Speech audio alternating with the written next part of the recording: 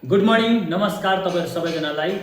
यो भिडियो चाहिँ मल्ली पावर डिपार्टमेन्टको निम्ति मैले बनाइरहेको छु। मल्ली पावर डिपार्टमेन्टमा जति पनि अफिसर्सहरु हुनुहुन्छ, जुन जुन पोस्टमा तपाईहरु उच्च स्थानमा तपाईहरु अगाडि रहनु भएको छ, तपाईहरुलाई म रिक्वेस्ट गर्नु मात्रै आएको छु। यो नसम्झिनुहोस् कि भाइले चाहिँ हाम्रो विरुद्धमा भिडियो बनायो यस्तो ह्यान त्यान भनेर कसैले पनि नसम्झिदिने। यो चाहिँ मैले किन भिडियो बनाइरहेको छु भने आज मल्ली क्षेत्रमा चाहिँ हुनु त चारैपट्टि त होइन होला, तर यो सदाम सुन्तले भेगमा चाहिँ जब हामीलाई बत्तीको खाँचो पर्छ, जस्तै बिहान 6 बजेदेखि हामीलाई 8 बजेसम्म हामीलाई एकदमै बत्तीको जरुरी पर्छ। कारण इन्डक्सन चलाउनेले इन्डक्सन चलाउँछ, बोइलर चलाउनेले बोइलर चलाउँछ। किनभने हामीलाई ड्युटी जानुपर्ने हुन्छ, नानी स्कुल लानुपर्ने हुन्छ। त्यसले गर्दाखेरि खाना पकाउँदाखेरि है इन्डक्सन चलाउनु पर्यो, राइस कुकर चलाउनु पर्यो, बोइलर चलाउनु पर्यो पानी तताउनको लागि। यो सब कुरा गर्नको लागि चाहिँ हामीलाई बत्ती चाहिन्छ। त्यसले गर्दाखेरि चाहिँ हामीलाई बत्ती यो चाहिँ 6 बजेदेखि 8 बजेसम्म चाहिँ डेली नै बत्ती गइरहेको छ। किन हो हामी जान्दैनौँ, के कारणले बत्ती जाँदैछ हामीलाई थाहा छैन।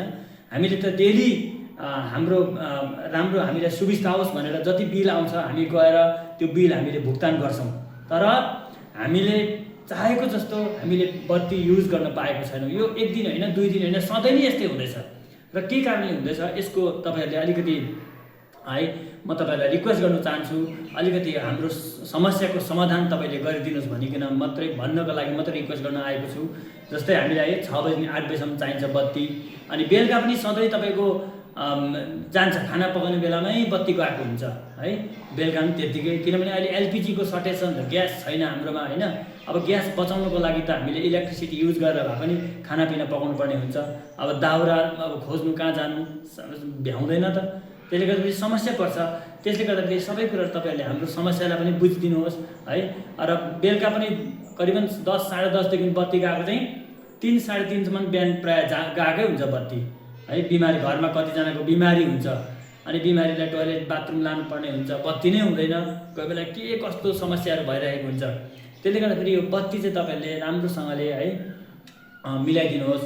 अनि ठिक छ, कुनै प्राकृतिक प्रकोपको कारणले गर्दाखेरि प्राकृतिक प्रकोपले गर्दाखेरि नेचुरली एउटा हुन्छ नि, हाँगा रुखहरू झरेर हाँगा बिगा झर्छ होइन।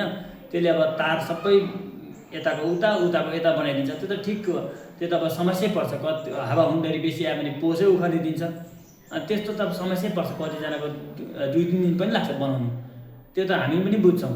तर अब अहिले यो एकदमै डे पनि एकदम राम्रो छ, दिन सनी डे छ, तरै पनि हामीले समस्या भोगिरहनुपर्छ। यो चाहिँ तपाईहरुलाई म रिक्वेस्ट गर्न चाहन्छु, यो बत्तीको चाहिँ चाँडैभन्दा चाँडै छिटोभन्दा छिटो तपाईहरुले यसको समस्याको समाधान गरिदिने म यहाँबाट आह्वान गर्न चाहन्छु मल्ली पावर डिपार्टमेन्टलाई। किनभने हामीले यो समस्यालाई भोग्नु परिरहेको छ, हामी तल्लो तहका व्यक्तिहरूले पनि भोग्नु परिरहेको छ, अनि माथिल्लो स्तरमा बस्ने व्यक्तिहरूले पनि यो भोग्न परिरहेको छ। र यस कारणले गर्दा म रिक्वेस्ट गर्न मात्रै आएको छु, तपाईहरुको कसैको विरोध गर्न आएको होइन, कसैलाई यहाँनिर यो त्यस्तो त त्यस्तो भन्नु पनि आएको होइन। तपाईहरुलाई म रिक्वेस्ट गर्न मात्रै आएको छु। Thank you.